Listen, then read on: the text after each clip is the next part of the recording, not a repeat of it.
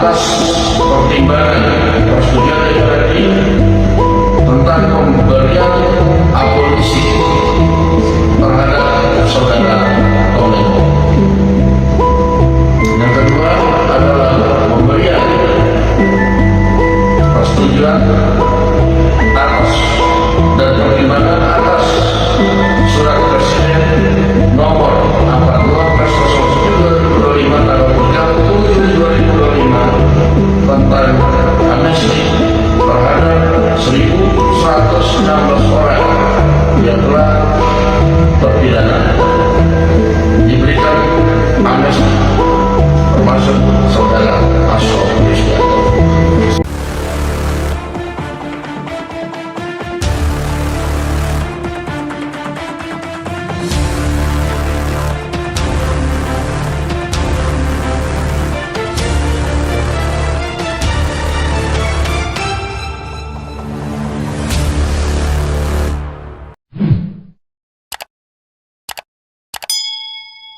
Baik, teman-teman, sahabat petisi Ali dimanapun berada, hari ini kita ingin diskusi dan membahas kajian terkait dengan keputusan Presiden yang mengeluarkan dan memberikan abolisi dan amnesti khususnya kepada Tom Lembong dan Hasto Kristianto, di mana kita ketahui bahwasanya kasus tersebut adalah kasus dugaan tindak pidana korupsi, sehingga terhadap keputusan yang diberikan oleh presiden tersebut menimbulkan polemik di tengah-tengah masyarakat. Ada yang menerima, ada yang berbahagia, terus ada juga yang mengkritik dan menolak atas pemberian abolisi dan amnesti yang dilakukan oleh presiden terhadap kasus dugaan tindak pidana korupsi yang digarap oleh Komisi Pemberantasan Korupsi dan Kejaksaan Agung Republik Indonesia, sehingga banyak perdebatan di tengah-tengah masyarakat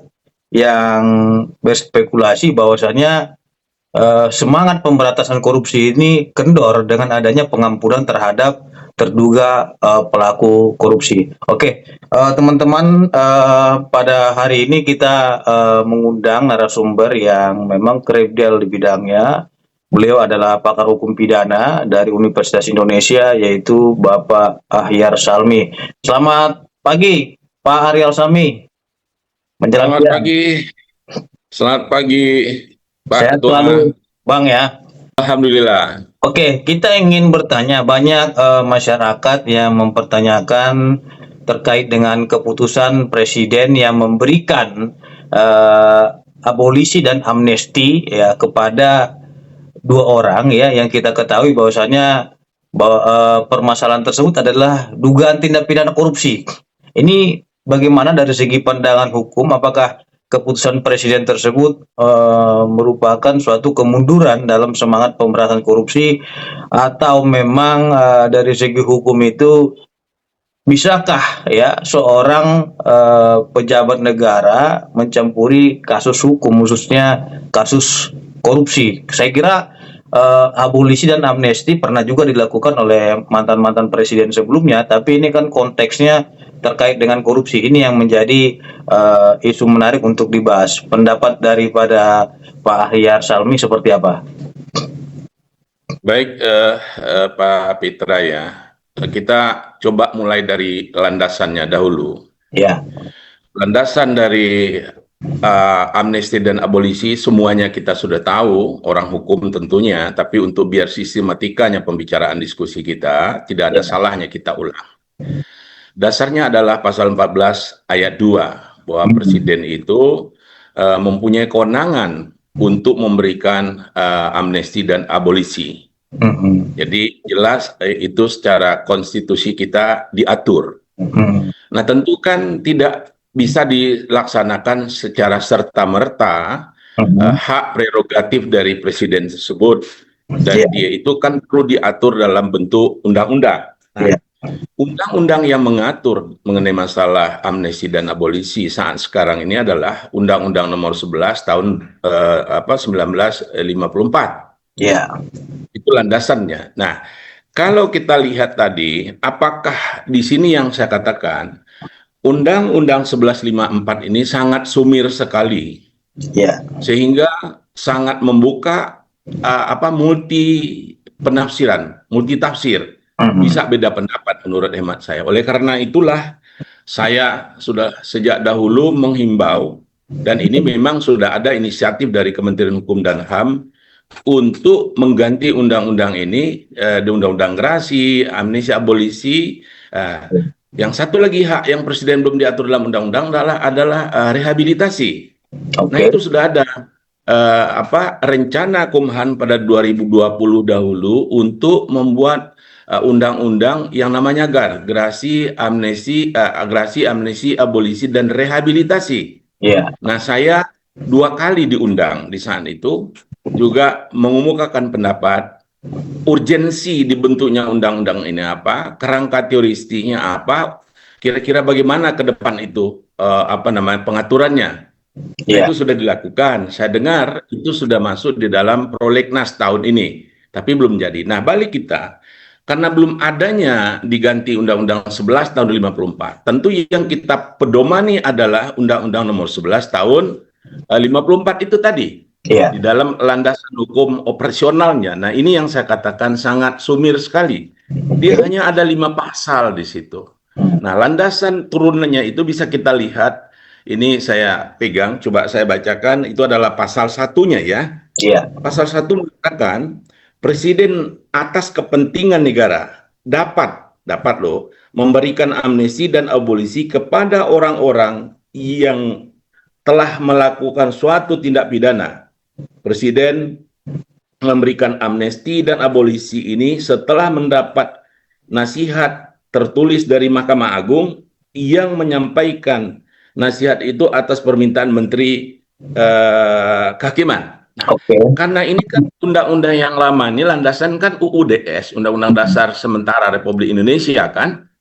Sementara sekarang ini kenapa dirubah? Jadi sesuaikan dengan Undang Dasar 45 kita atas pertimbangan DPR. Itulah yang dilakukan. Nah, yang perlu kita garis bawahi di sini adalah itu atas kepentingan negara terhadap orang yang telah melakukan suatu tindakan pidana. Di sini nggak ada dibatasi memang terhadap tindak pidana apa saja, tapi yang di atas tadi di awal kalimatnya itu adalah untuk kepentingan negara.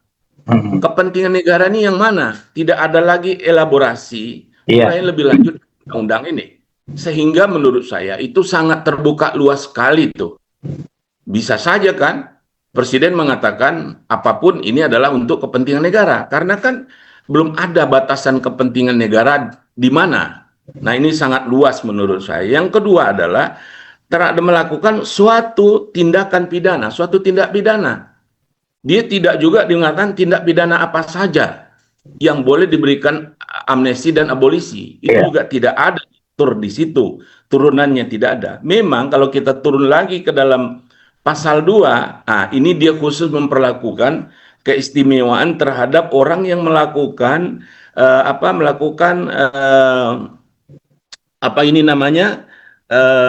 persengketaan politik antara Indonesia dengan kerajaan Belanda dulu. Kan kita ada Republik Indonesia Serikat dulu kan? Ada kan agresi Belanda dengan Belanda dahulu ke kita, Inggris, kemudian kita bersengketa dengan Belanda. Nah, itu semuanya itu akan diberikan diperlakukan ini pasal 1 dan pasal turun lagi kita ke pasal 4 itu akan diperlakukan terhadap mereka yang ini tadi, baik yang di dalam pasal 1 maupun pasal 2. Artinya apa?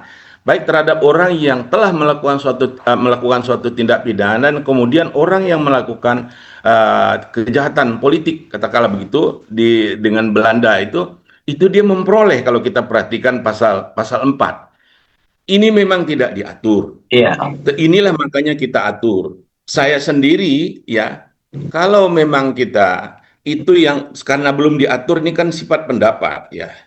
Janganlah kita berikan, menurut saya, paling tidak ini kan ke depan ya, ini sudah terjadi, tidak ada lagi persoalan upaya hukum apa, itu adalah hak prerogatif dari Presiden dan sudah disetujui oleh seluruh anggota DPR. Ini merupakan perwakilan kita, wakil rakyat di lembaga legislatif, sudah menyetujui pemberian itu. Arti ini celah apa yang mempersoalkan? Paling kan kita bicara ke depan ini menurut hemat saya. Nah, ke depan itu saya orang yang berpendapat ya, perlu ada pengecualian. Apakah semua orang bisa diberikan amnesti dan abolisi? Kita lihat terhadap tindak pidana-pidana yang mana, ya kepentingan negara itu yang mana, seperti Iya. itu. Nah, dalam hal ini saya berharap ke depan itu kita kecualikan misalnya terhadap korupsi, mengenai masalah terorisme, perdagangan orang, misalnya narkotika, kejahatan-kejahatan berat yang lain itu menurut saya kita itu dikecualikan. Mm-mm. Kalaupun ada kita atur mengenai masalah eksepsional terhadap pengecualian itu, dalam rangka apa? Katakanlah terhadap dalam kasus ini terhadap tindak pidana korupsi. Terhadap tindak pidana korupsi pada prinsipnya tidak diberikan, kecuali misalnya. Nah, kecualinya itu apa? Dalam bentuk apa? Nah, ini yang perlu Oke. didiskusikan. Pengecualian. Kalau tidak, melihat ya apa yang ada di pasal 1 tadi, memang secara hukum itu orang bilang mengatakan retelik. Dia mempunyai dasar hukum. Dia Mm-mm. tidak dapat kita katakan, wah retelik. Nggak ada dia melawan hukum. Dalam inilah peraturan perundang-undangan kita. Tinggal masalah kelaziman. Selama ini saya juga belum mendengar ya ada terhadap kasus korupsi diberikan Iya. apa namanya amnesti dan abolisi. Iya. Nah, ke depan mungkin perlu kita atur kalaupun mau diberikan harus dengan syarat yang ketat sekali dalam bentuk apa gitu. Kalau tidak nanti ini kan menghilangkan semangat pemberantasan korupsi. Inilah yang ramai di dalam masyarakat kita. Untuk pengaturan ke depan itu, saya berpendapat terhadap tindak pidana tertentu yang berat tadi itu tidak diberikan apa namanya amnesti dan abolisi, kecuali kalau kita buat kecuali, nah kecuali itu yang mana? Nah, Iya. sebaiknya kan peraturan itu kita buat juga ada pengecualiannya. Nah, pengecualian ini kan perlu ketat. Nah, kalau saat sekarang itu saya melihat nggak ada tuh Bung Fitra pasal 1 pasal 1 Undang-Undang 1154 dengan pasal 2 kita kaitkan ke pasal 4. Artinya semuanya bisa saja. Tindak pidana apa saja bisa diberikan. Kalau menurut saya seperti itu dengan aturan yang ada saat sekarang ini. Baik Pak Ahyar, ini kan persoalannya adalah ketika keputusan tersebut diberikan pada waktu setelah hakim pengadilan negeri menjatuhkan hukuman terhadap Hasto maupun Tom Lembong, banyak masyarakat yang berspekulasi kenapa Presiden tidak menghormati upaya hukum terlebih dahulu yang dilakukan oleh Tom Lembong ataupun Hasto jikalau mereka merasa tidak terbukti melakukan perbuatan pidana seperti upaya hukum ke pengadilan tinggi dan kasasi di Mahkamah Agung, sehingga adanya putusan yang berkekuatan hukum tetap terhadap hal tersebut. Dan ya, jikalau memang Presiden mengeluarkan hak prerogatifnya untuk mengeluarkan abolisi maupun amnesti terhadap putusan yang berkekuatan hukum tetap, ya masyarakat mungkin juga menerima hal tersebut. Nah, sehingga banyak masyarakat bertanya, kalaupun seumpamanya mau ada pengampunan terhadap Hasto ataupun Tom Lembong, kenapa perkara tersebut setelah naik di persidangan baru diberikan keputusan tersebut, sehingga dari segi politik hukum ataupun dari segi pandangan masyarakat bahwasanya keputusan tersebut terkesan mengandung unsur politis. Nah, dengan tujuan katanya persatuan. Nah, apakah memang kasus korupsi itu dengan dalih persatuan itu bisa dikategorikan pengampunan untuk mempersatukan masyarakat, padahal jelas-jelas ya kasus tersebut adalah kasus korupsi. Ini yang menjadi dilematika bagi masyarakat sekarang, karena banyak juga yang kecewa mungkin bagi yang memang mendukung penuh semangat pemberantasan korupsi gitu loh. Nah, dari segi politik hukumnya ya kan memang pemerintah dalam hal ini Presiden memiliki kewenangan untuk membuat, mencabut maupun mengeluarkan keputusan-keputusan hukum, karena selaku kepala negara itu merupakan hak prerogatif dia. Nah, kita ingin bertanya kepada Pak Ahyar Salmi, apakah memang dari segi aturannya abolisi maupun amnesti ini bisa dikeluarkan sebelum atau setelah putusan? Pendapat Pak Ahyar seperti apa? Kita landasan utama ini kan karena belum ada aturan yang baru adalah aturan yang lama ini. Saya beranjak dari Undang-Undang 11 tahun 54 ini juga Ya. ya, Pak Presiden.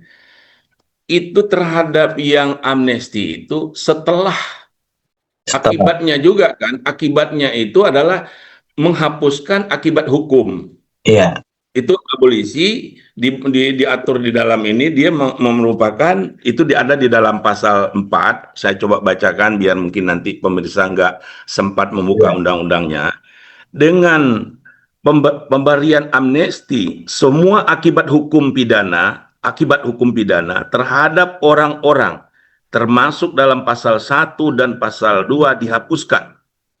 Dengan pemberian abolisi, maka penuntutan terhadap orang-orang yang termasuk dalam pasal 1 dan 2 ditiadakan. Tadi akibat hukum. Kalau amnesti kan akibat hukum kan? Iya. Kapan yang dihapuskan akibat hukum itu kapan? Kalau saya berpendapat, akibat hukum itu jelas apabila keputusan telah mempunyai kekuatan hukum yang tetap. Setelah inkrah. Oke. Nah, itulah akibat hukumnya. Karena kalau dia banding, dia kasasi kan masih bisa itu berubah. Iya. Bisa berubah putusan kan. Jadi kalau terhadap amnesti, saya berpendapat dari ketentuan pasal 4 ini yang dihapuskan adalah akibat hukumnya. Tentu akibat itu muncul kalau suatu peristiwa kasus itu sudah ada putusan yang berkekuatan hukum yang tetap. Nah, kapan tetap? Bisa saja kalau dari putusan pengadilan negeri tidak ada pihak JPU dan kemudian pihak pihak terdakwa, kan belum bisa kita katakan terpidana kan? Terpidana itu kalau sudah inkrah kan, nah, dia melakukan banding. Begitu juga, kalaupun ada putusan banding, kalau para pihak itu ada yang kasasi juga belum kekuatan hukum yang tetap. Iya. Nah, sementara undang-undang ini pemahaman saya ya bisa saja salah, tentu berbeda juga ya. Itu terhadap putusan yang telah berkekuatan yang tetap terhadap yang amnesti. Kemudian terhadap abolisi ini yang ditiadakan itu adalah penuntutannya. Kan penuntutan. Nah, sekarang kapan penuntutan kita? Kalau kita lihat secara awal, tentu kan ditiadakan penuntutan bisa saja di saat pengadilan negeri. Iya kan? Iya. Pengadilan negeri kan ada penuntutan requisitor penuntutan ya mungkin bisa di situ. Tapi kalaupun mungkin kita mau menafsirkan secara luas, penuntutan ini bisa juga karena dia belum inkrah. Bisa juga menurut saya diartikan penuntutan bisa sampai juga putusan yang telah berkekuatan hukum yang tetap. Iya. Bisa sebelum berkekuatan tetap, kalau terus ya, saya tidak berpihak kepada orang per orang, saya hanya murni ini pembacaan pengertian saya. Kalau yang abolisi, bisa dalam proses itu belum ending. Bisa. Karena yang dihapuskan kan penuntutannya. Oke. Nah, bukan pelaksanaan akibat hukumnya. Akibat hukum belum jadi nih. Kalau saat sekarang kan belum jelas kedua kasus ini dinyatakan bersalah secara hukum kan belum ya. Baru putusan pengadilan negeri kan. Nah, inilah mungkin secara sosiologis itu mendapat perhatian dari masyarakat kita, banyak yang tidak setuju. Nah, kalau secara yuridis, nah ini tadi catatan saya khusus adalah terhadap yang amnesti, dia baru dapat diberikan itu ketika putusan telah berkekuatan hukum yang tetap. Oke. Baik, Pak Ahyar, kita ingin mendalami lagi terkait dengan keputusan ini karena ini keputusan sangat membingungkan masyarakat dan sangat mengagetkan masyarakat juga. Karena apa? Karena memang keputusan itu diberikan pada kasus dugaan tindak pidana korupsi. Nah, ini kan catatannya seperti itu kan gitu.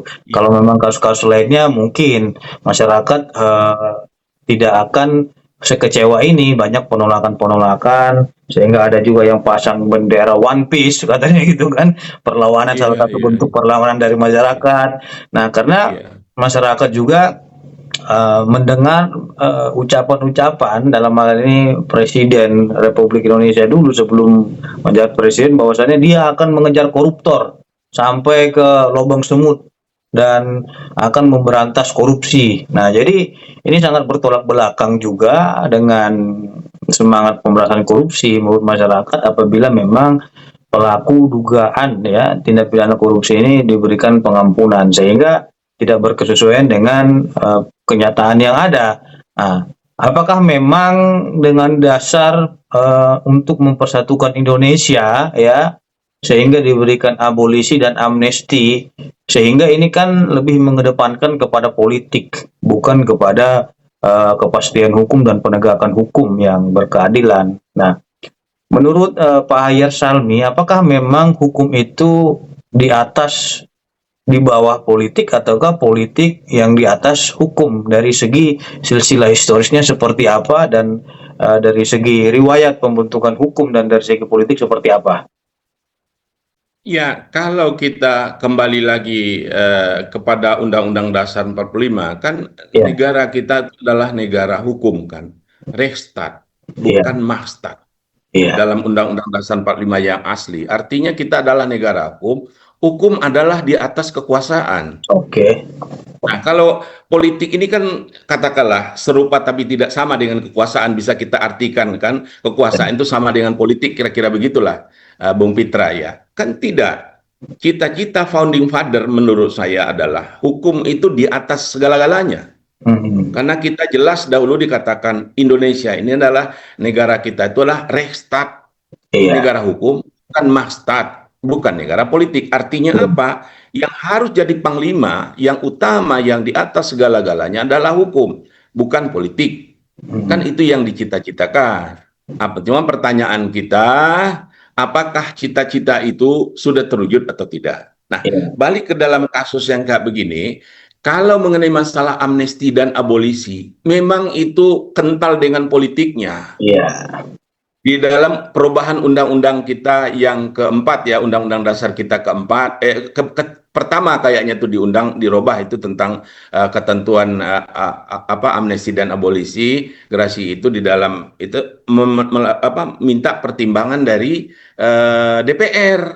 Nah, iya, kalau pemberian amnesti dan abolisi minta pertimbangan sebelum presiden memutuskan diberikan atau tidak, minta pertimbangan kepada DPR, tentu sudah pastilah itu merupakan yang ada pertimbangan politiknya kan yang dominan. Tetapi walaupun pertimbangan politik ada landasannya tadi di dalam Undang-Undang Dasar kita jelas ada di dalam pasal 14 ayat 2 memang demikian adanya bahwa nuansa politiknya iya karena yang diminta pertimbangan adalah DPR. DPR itu kan lembaga politik diisi oleh para politisi kan, beda kan kalau di MPR dahulu itu, sekarang kan MPR juga begitu kan ada DPD kan, itu bukan tidak murni semuanya politik kan, bisa kita katakan itu. Kalau DPR itu lembaga politik pasti pertimbangan juga tentu politik, sementara yang lain sulit kita mengatakan itu tidak politik, tapi pertimbangan yang diminta politik itu ada landasan hukumnya tadi, dia tetap juga tidak melanggar konstitusi menurut saya. Tinggal persoalan kalau menurut saya adalah memang kalau kembali lagi kita secara formal di dalam pasal 1 itu amnesti abolisi bisa diberikan kepada semua orang yang melakukan suatu tindak pidana, nggak dibatasi. iya, Itulah kekhawatiran saya selama ini. Atur dulu lah, kita buat kriteria siapa yang dapat, siapa yang tidak dapat. Kalau seperti hal ini, tentu kan terbuka. Secara yuridis menurut saya, memang ini tidak ada bermasalah kalau menurut saya, Bung Fitra. Secara sosiologis, itu bermasalah. iya, Buktinya kan banyak juga masyarakat yang menyuarakan dengan kita kan ingin memberantas korupsi ini kan. iya, Karena korupsi ini kejahatan yang luar biasa. Kan iya, extraordinary crime kita katakan. iya, Karena dia menyengsarakan masyarakat kan. Sekali lagi kalau kita masuk ke dalam kasus dua tokoh nasional kita, tidak bisa kita mengatakan, belum bisa kita mengatakan mereka bersalah karena belum iya, berkekuatan iya, hukumnya tetap. Kita iya. bicara kerangka yang umum, jangan pula nanti ada yang sensitif kan Iya. mendengarnya. Makanya kita bilang kan masih ada upaya hukum dua lagi yaitu banding dan Iya, kasasi. Belum tentu juga mereka bersalah gitu loh. belum Sehingga tentu bersalah. dari Ini segi yang pemberian perusahaan abolisi dan timing. amnesti tersebut di tahap pengadilan tingkat pertama ini menjadi kontroversial seperti itu, Pak Hayat. Nah, Nah, ini berarti dari komentar pertanyaan Bung Fitra tadi, ini perlu diatur juga menurut saya. ya, Kapan ke depan, tentukan ke depan kapan amnesti diberikan, Iya. kapan abolisi diberikan, sehingga Belum tidak jelas ya. perlu lagi ramai di dalam masyarakat kita. Iya. Kalau ada yang tidak setuju, tentu kan bisa dia mengadakan uji yudisial ke Mahkamah Konstitusi kan? Iya. Ada sarananya. Iya. Kalau saat sekarang ini mau dibawa kemana? Iya. Ya kan, kalau menurut saya sih udah secara yuridis ini sudah selesai kalau menurut pendapat saya. Tinggal persoalan secara sosiologis yang kita inikan. Hmm. Mungkin saja juga nanti secara filosofis juga sudah diinikan oleh secara yuridis melalui Undang-Undang 11 tahun 54 ini tadi, terhadap berarti semua tindak pidana dan tidak ada kapan waktunya. Nah, tinggal penafsiran kan. Penafsirannya kapan? Ya itu tadi, terhadap kalau amnesti itu yang yang dihapuskan adalah akibat hukumnya, kalau abolisi adalah penuntutannya. Cuman itu kapan? Ini nggak diatur. Ini bagus poin pertanyaan Bung Fitra tadi, menjadi poin menurut saya nanti oleh pembentuk undang-undang GAR ini, mana kita? Dan buka ke publik nanti. Iya. Jangan kita langsung ketok aja kan? Iya. Kita kan juga, masyarakat kan juga punya kepentingan untuk memberikan kontribusi terhadap kehidupan kita berbangsa dan bernegara kan. Kan Iya. bukan hanya itu adalah hak dari pemerintah dan DPR, kan bukan begitu secara formal, iya. Iya. Dan ada juga kan tahapan RDP, rapat dengar pendapat dengan masyarakat, tidak ada salahnya. Jangan buru-buru Iya. ketok, buru-buru Ini ketok. Anak kesannya kan ada kayak begitu kan beberapa undang-undang kan. Nah, dalam hal ini janganlah seperti itu ke depan, karena ini kan cukup heboh juga kan masyarakat kita Iya. dengan peristiwa ini kan, Bung Fitra. Oke, kenapa sangat heboh sekali Pak Ahyar? Karena masyarakat tiba-tiba mendengar keputusan tanpa melibatkan dari unsur elemen masyarakat lainnya, seperti yang disampaikan oleh Pak Ahyar tadi, ya keterbukaan daripada Komisi 3 ataupun DPR RI terkait dengan itu kan undang juga masyarakat ahli hukum dan memberikan gambaran lainnya agar nama presiden kita ini tidak tercederai dengan keputusan-keputusan yang merugikan masyarakat. Nah, dari segi perspektif hukum dan dari segi perspektif penegakan hukum, kan kita ketahui apalagi keputusan ini adalah keputusan terkait dengan dugaan tindak pidana korupsi. Apakah dengan keputusan tersebut ya tidak melemahkan semangat pemberantasan korupsi bagi aparat penegak hukum seperti Komisi Pemberantasan Korupsi, Kejaksaan Agung Republik Indonesia, karena ini kan keputusan ini terkait dengan kasus dugaan korupsi. Ke depan kan kejaksaan ya, penyidik kejaksaan maupun KPK mikir nih kan gitu. Nah, nanti kita melakukan menggarap terkait dengan kasus korupsi ini dekat dengan presiden, dekat dengan ini, sehingga hukum tersebut memiliki pertimbangan yang matang untuk digarap. Nah, ini yang menjadi landasan dari segi teoritisnya apabila memang keputusan ini keputusan berdasarkan kepentingan politik, kan begitu. Nah, menurut Pak Ahyar Salmi, apakah keputusan yang diberikan oleh presiden dalam hal kasus dugaan tindak pidana korupsi kedepannya aparat penegak hukum kita ini akan lebih selektif lagi untuk siapa-siapa yang mau dibidik, ya, apakah memang harus di luar lingkaran atau di dalam lingkaran? Pendapat Pak Ahyar seperti apa? Secara prinsip ya, seharusnya kan jangan penegak hukum kita seperti itu. Iya. Azas persamaan di mata hukum itu kan juga diatur di dalam Undang-Undang Dasar kita ya. Iya. Equality before the law, azasnya itu harus tetap mereka tegakkan. Bahwa berdampak enggak terhadap keputusan ini, menurut hemat saya patut diduga lah, karena kita belum ada bukti kan ya. Patut diduga banyak sedikit akan ada tentu ya, karena mereka kan mempersiapkan berkas itu nggak begitu mudah, Bung Fitra. Iya. Kita lihat saja berapa halaman dakwaan, berapa halaman requisitornya, itu kan pasti kerja yang luar biasa ya. Iya. Nah, ternyata endingnya seperti itu. Jadi patut diduga banyak sedikit, tentu juga mereka ya mungkin ada gitu ya, patut kita duga sekali lagi, karena belum ada kita dengar daripada APH yang menangani kasus itu, tapi juga nggak akan berani lah mereka untuk mengatakan keluh kesah mereka secara terbuka, saya kira nggak akan lah itu, ya kan? Nah, oleh karena itulah ya kita berharap kepada pihak ini memang haruslah mereka maju terus.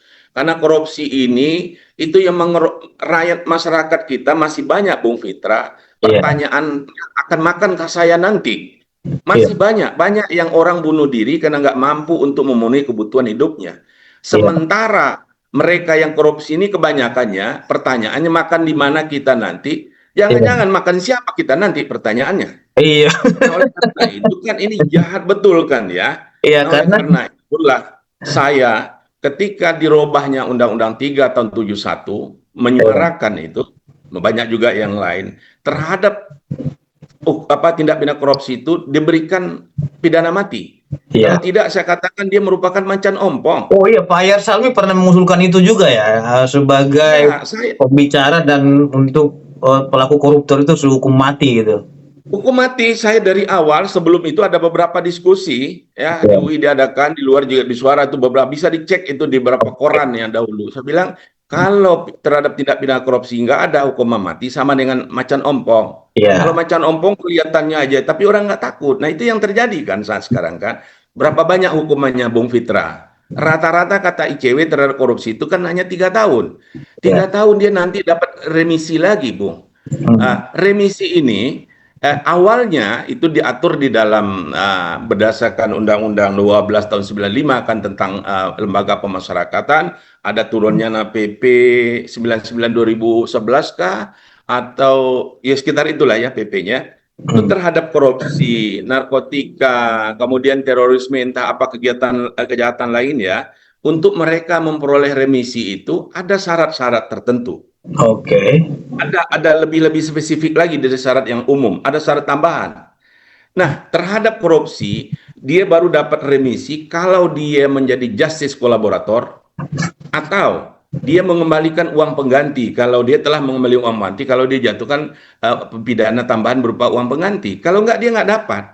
Nah, ini dirubah lagi, Bung Fitra, di dalam undang-undang. Semua orang udah dapat nanti. Lihat nanti Undang-Undang 22 tahun nomor 22 tahun 2022 itu semua warga binaan udah berhak mendapat remisi. iya, Remisi ini diberikan bisa dapat oleh seseorang itu 3 kali. Pada 17 Agustus nih nanti ini akan dapat banyak remisi nih, Bung Fitra. iya. Kemudian pada hari besar agamanya, hari raya agamanya, kalau Islam Idul Fitri gitu kan.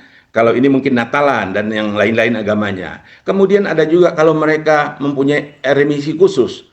Kalau dia ada inisiatif di dalam, ada apa, dia akan dapat lagi 3 kali remisi. Jadi berapa lama nanti hukuman? Hukuman yang dijatuhkan juga rendah, dapat lagi nanti remisi, tambah lagi nanti ada yang pelepasan bersyarat, pembebasan bersyarat. Jika dia menjalankan 2/3, kemudian dia keluar. Bagaimana orang akan berpikir ulang untuk melakukan suatu tindak pidana korupsi? Enggak kan? Ya sudahlah. Dia bilang kita dapat untung kalau kita di luar dapat duit sebanyak itu berapa lama? Kalau kita korupsi di dalam penjara nanti cuma berapa lama? Tambah lagi di dalam lembaga pemasyarakatan kita ini fakta. Dahulu ya, sekarang saya nggak tahu persis. Itu kan ada yang berpelesiran kan? Bisa Iya, dia pergi ke Bali, iya. bisa keluar penjara. Jadi apa bedanya mereka di luar dengan yang di dalam, tanda kutip kan, ya, apa bedanya tadi kan? Nah, inilah tambah lagi kalau kita berikan misalnya ada lagi dapat tanpa syarat yang ketat untuk mereka yang korupsi diberikan juga amnesti dan Iya. abolisi. Itu kan nanti akan apa ya? Orang akan bertanya-tanya tentu kan bagaimana semangat pemberantasan korupsi kita. Tentu patut menurut saya masyarakat secara sosiologis tentu menyuarakan sekali lagi walaupun secara yuridis saya melihat tidak ada yang dilanggar berdasarkan Undang-Undang 11 tahun 1954 yang kita kaitkan yang landasannya tadi adalah pasal 4 ayat 2 Iya. Undang-Undang Dasar 45 kita. Itu Bung Fitra ininya kita tentu Oke. sekali lagi ya. Tugas daripada kita semua bukan hanya penegak hukum, masyarakat maupun para praktisi hukum.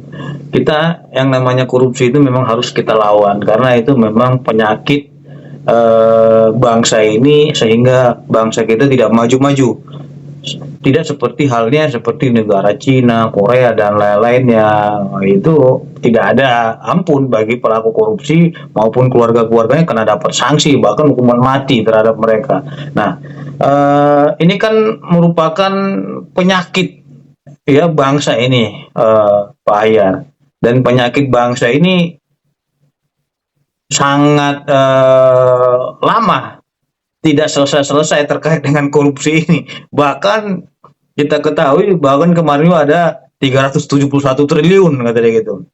Kasus timah kerugian negara. Dan negara ini tidak maju-maju karena memang pejabatnya ya oknum pejabat kita ini banyak yang melakukan korupsi. Nah, apakah memang tidak ada solusi lain lagi dari pemerintah maupun penegak hukum untuk memberikan keadilan kepada masyarakat terhadap para pelaku dugaan tindak pidana korupsi? Pendapat Pak Ahyar seperti apa? Apakah perlu dibuat undang-undang perampasan aset dan lain-lainnya? Tanggapan dari Pak Ahyar seperti apa? Iya, itu setuju. Kan sudah lama juga kan undang-undang perampasan aset itu diusulkan. Sampai detik ini juga belum disetujui. Iya. Saya setuju di situ, kita lakukan. Tapi sekali lagi, di kita ini Bung Fitra menurut saya, ketentuan tentang pemberantasan korupsi ini jangan-jangan aturannya terbanyak di dunia. Iya. Tinggal pelaksanaannya. Pelaksanaan ini yang masih belum menurut saya maksimal. Nah, kembali kita, dibentuklah undang-undang perampasan aset. Kalau pelaksanaan nanti juga nggak maksimal, Iya. juga tentu kan nanti tidak akan nggak jauh seperti kondisi sekarang. Nah, saya ingin mengomentari sedikit mengenai masalah di Cina itu tadi. Iya. Saya ini beberapa puluh tahun mengajar masa kuliah tindak pidana korupsi sampai detik ini, Bung Fitra. Itu di ketika dahulu itu indeks persepsi korupsi di dunia itu kalau nggak Cina yang nomor 1, kita nomor 2. Kita nomor 1, Cina nomor 2. Saya berkomentar di dalam kelas ketika itu, ini seolah-olah pertandingan Thomas Cup dan Uber Cup aja ini. Kan itu dahulu ya. Iya. Ini kan dua negara itu, Thomas Cup, Uber Cup dahulu kan. Kalau sekarang kan sudah merata kekuatan olahraga di dunia kan. Nah, seperti itu. Tetapi kan ada kepala negaranya kan. Saya lupa siapa Perdana Menteri waktu. Pesan peti mati 100 katanya, 1 untuk saya. Ini yang belum kita dengar di Republik ini, Bung Fitra. Dan itu mereka lakukan kan. Terhadap politbiro mereka nggak ada kamu apa dilakukan. Lihat indeks persepsi korupsi antara Indonesia saat sekarang dengan Cina. Lihat dampaknya Bung Fitra terhadap perkembangan ekonomi mereka. Karena korupsi ini akan berdampak dengan perkembangan ekonomi kesejahteraan masyarakat. Sekarang apa kurang sejahtera mereka? Amerika aja ngeri-ngeri sedap kan dengan perkembangan ekonomi dari Cina kan. Karena dia tegas terhadap pemberantasan korupsi. Jadi Bung Fitra, suatu waktu saya ada kunjungan, ada pertemuan asli Asia Legal Asosiasi begitulah ya, pertemuan hukum, kegiatan hukum se-Asia. Itu diadakan di Shanghai, Cina. Habis itu kita coba, saya hadir juga tuh, coba ada jalan pergi di naik bis kunjungan ke suatu tempat, pada guide-nya itu dia bisa berbahasa Indonesia. Ya, dia belum pernah ke Indonesia tapi bisa bahasa Indonesia kan zaman 30S banyak yang lari dulu ke Tiongkok kan. Jadi ada di lampu merah saya perhatikan berhenti antara polisi dengan pengendara motor. Saya tanya ke saya lupa apa Budi namanya waktu itu ya kalau nggak salah Budi itu dia bisa damai nggak nanti? Saya bilang antara polisi dengan ini apa Pak maksudnya? Logatnya logat Surabaya dialeknya itu. Dia bilang masa damai misalnya mereka nggak usah ditilang, dia kasih uang aja, bisa nggak? Oh, dia bilang nggak mungkin, Pak. Kalau itu mereka lakukan, dia bilang besok dia nggak akan pakai baju seragam polisi lagi. Begitu tindakan mereka. Di kita kan nggak seperti itu, Bung Fitra. Jadi inilah kalau memang kita tegas untuk menegakkannya ini tadi, tegakkan hukum. Kalau memang ada hukum mati, laksanakan. Tapi